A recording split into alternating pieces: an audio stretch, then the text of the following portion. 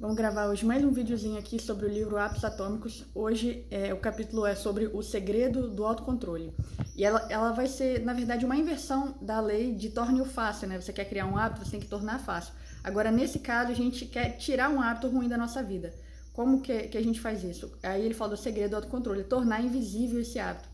E tem a ver com o que a gente viu no último vídeo, no último vídeo era sobre o ambiente. A gente tinha que colocar um ambiente propício para os nossos hábitos. Agora, quando a gente está falando do segredo do autocontrole, é fazer o contrário, né? Você quer retirar um hábito da sua vida, um hábito ruim, um vício, então você muda o ambiente também, mas para deixar esse hábito invisível. Então o autor começa esse capítulo falando sobre os soldados americanos que foram para o Vietnã.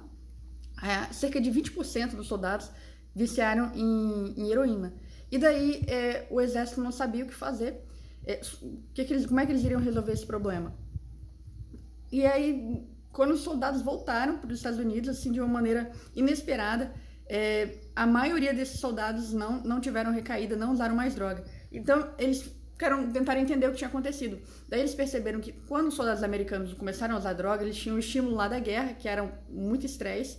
Eles tinham o estímulo dos colegas deles, que também estavam usando droga junto com eles, era tipo como se fosse uma coisa social.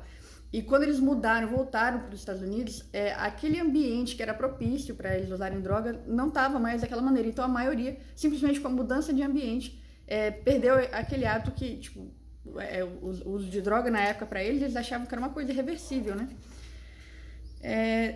Então, deixa eu ver o que mais tem aqui. Então essa foi a primeira lei da mudança, né? Tornar o comportamento invisível. E aí ele fala que uma vez que esse hábito for formado na nossa vida, é muito difícil de retirar. Seja para hábito bom ou para hábito ruim. Por exemplo, eu cresci treinando judô e depois mais para frente fiz jiu-jitsu também. Eu fiquei, um período que eu estava fazendo faculdade, eu praticamente não fiz exercício, só dava uma corrida de vez em quando. Mas toda vez que eu voltava a fazer exercício, claro, o começo era enferrujado, tal, tinha que tomar cuidado com o meu corpo, mas assim, depois voltava de uma maneira assim, muito fácil para mim, porque foram anos e anos da minha vida que eu passei fazendo exercício físico. Então o exercício físico é uma coisa normal para mim, natural, porque eu criei isso no passado. Mas não quer dizer que a gente não possa criar, né? Se você não tem o hábito, por exemplo, de exercício físico, você consegue criar, mas o que eu quero dizer para bem e para mal, né? Os hábitos para bem e para mal. Você tem essa competência que você criou em você, então tem que tomar cuidado na hora de começar algo, né? Deixa eu ver se tá faltando mais alguma coisa.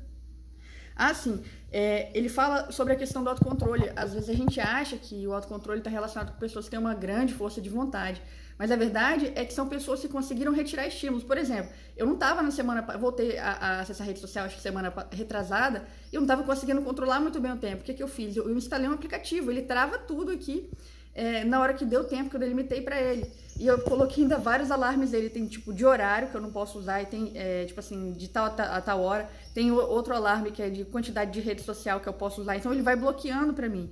E aí eu vi que a minha força de vontade e o meu autocontrole não estava sendo suficiente, e que a gente não pode superestimar o autocontrole da gente como se fosse assim, tivesse um limite. Se você gastar ele demais, depois no fim do dia você vai estar, por exemplo, comendo um doce, fazendo alguma coisa ruim, porque o seu autocontrole não vai funcionar o dia inteiro. Então, o ideal é que a gente cuide do ambiente que a gente está.